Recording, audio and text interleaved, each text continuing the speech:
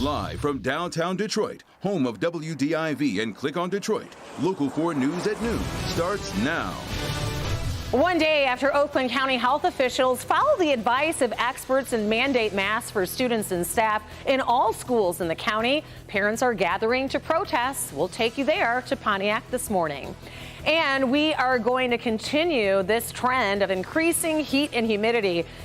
And you probably thought it couldn't get any hotter. Well, you are looking at the heat indices right now.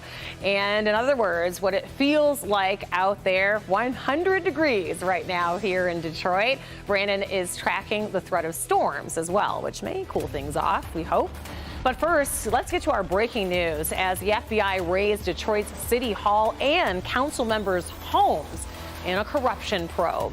And that does top our news this noon. Our focus is this investigation, and the focus of that investigation is unclear right now. The raids constitute the largest federal investigation into City Hall corruption in the 8 years since former Detroit Mayor Kwame Kilpatrick was convicted and sentenced to 28 years in federal prison. You might recall former President Donald Trump commuted Kilpatrick's sentence in January. So what's been happening since then? Let's get to Victor Williams with a closer look at what we're learning and what they may be looking for. Victor? Yes, Rhonda, well, this raid has been going on for hours, quite some time. Right behind me, you'll notice some FBI agents guarding the entrance of the Coleman Young Municipal Center as we wait for them to come out with any evidence that they find. So far, they have already come out with multiple boxes, but we're told that City Council members Janae Ayers and Scott Benson are the target of a federal corruption investigation. FBI agents are also executing search warrants at the homes of these City Council members as well. Take a look at some of the video caught right on the scene. Now, what caused these raids to take place is unknown.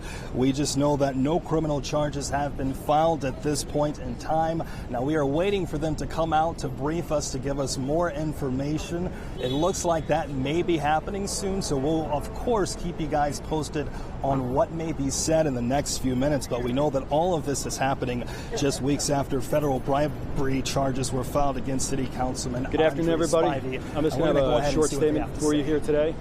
I'm Tim Waters. I'm the special agent in charge for the FBI here in Michigan. This morning, as you all very well know, FBI agents along with task force officers from the FBI Detroit field office executed search warrants at multiple locations here in southeast Michigan and along in City Hall. Really, at this point, why are we doing this? Why are we doing these search warrants? Because the citizens of Detroit have a right to a city government that is free of corruption. All right. So, but I want to make clear that no one is being charged today. Simply, what we're doing today is collecting evidence, which will be presented to the U.S. Attorney's Office in the Eastern District of Michigan. We'll make all decisions on charging. In this ongoing investigation. The FBI is a lead federal agency for public corruption matters in the United States. We take these allegations exceptionally seriously. It is our #1 priority for our criminal investigations. And as such, obviously, we need the public's help in investigating these type of cases.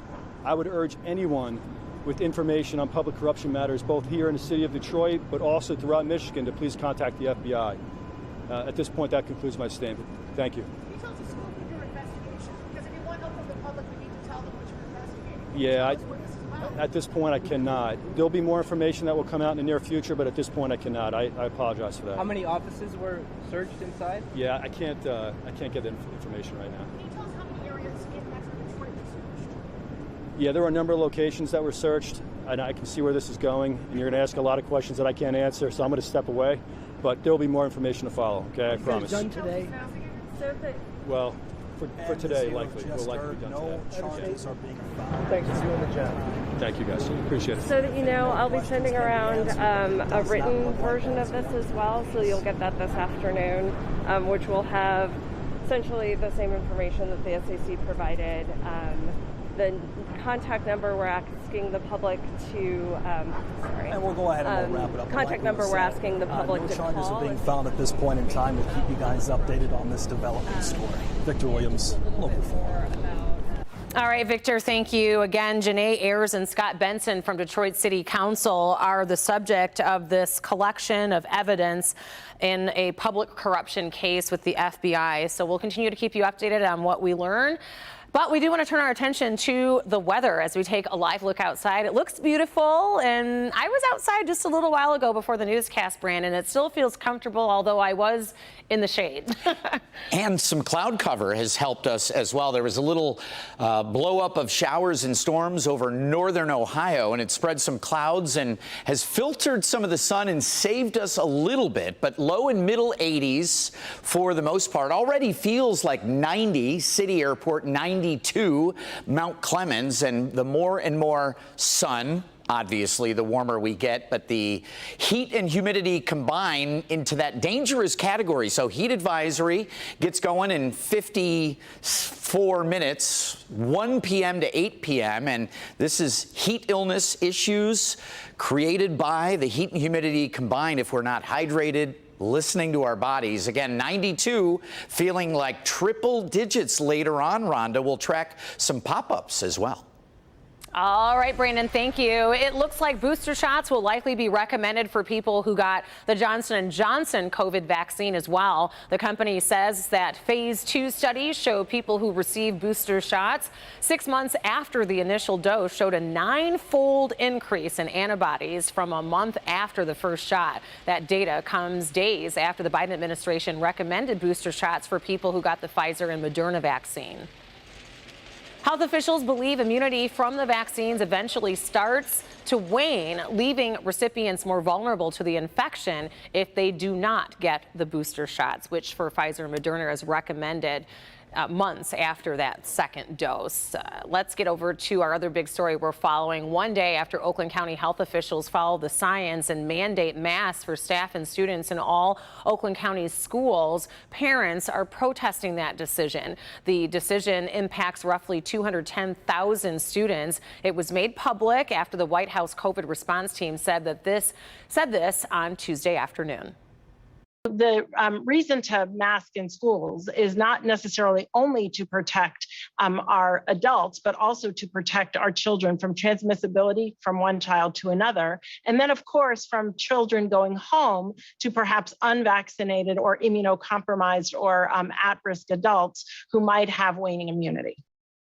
And while many parents support this decision, there are also some that do not. Larry Spruill covering that part of the story for us live in Pontiac, where the parents are saying as well what the Oakland County executive has to say.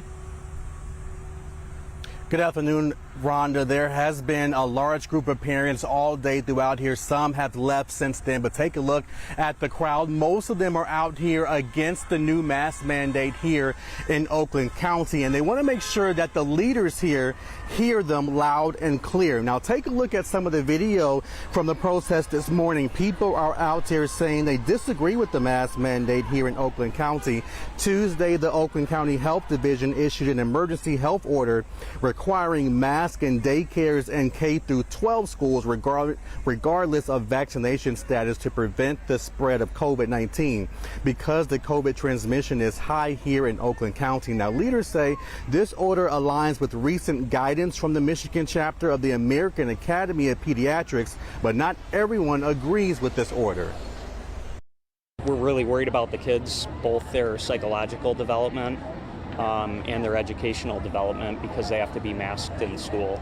It's really sickening to have other people in the government decide what's right for us and our family. We issued a mask requirement for all the school children, K to 12, in all the schools in Oakland County. And we did that very simply because our numbers are going up in terms of COVID numbers.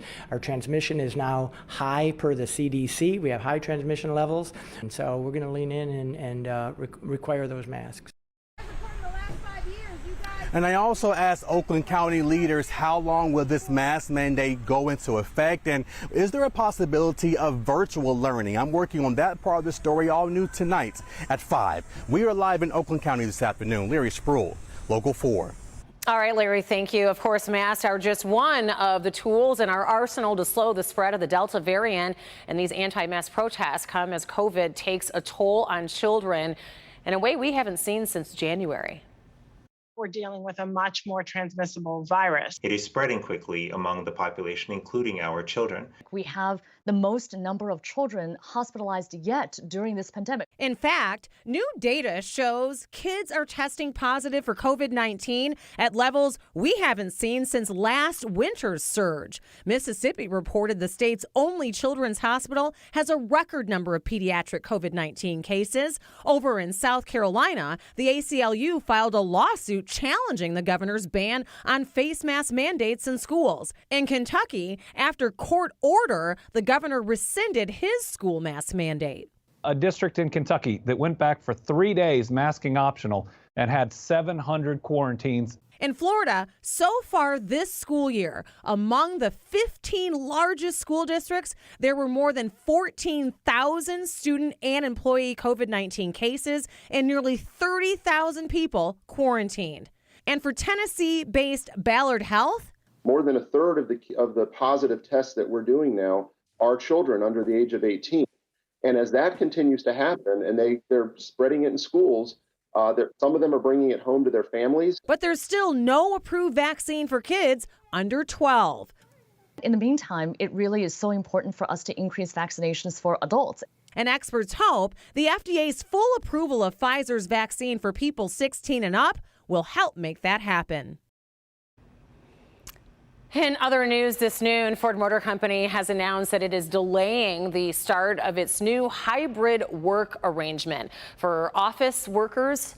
This will be until January. The automaker cites the ever-changing situation regarding COVID-19, now the Delta variant, as the main reason for the delay. While the hybrid arrangement has been delayed, Ford is offering employees the opportunity to take part in a short-term remote work program. And also here at noon, a Taylor police officer accused of attacking a man he was arresting faces a judge. 23-year-old Tyler Peak is charged with felony misconduct in office and also misdemeanor assault and battery in the April 2020 incident. Prosecutors say that he punched a Southfield man in the face and then hit him several times once he was on the ground. Peak is scheduled to be back in court on September 8th. He has been placed on unpaid leave until the case concludes. Still to come, the clock is running out on America's longest war. We'll take you to Kabul, where evacuation efforts continue.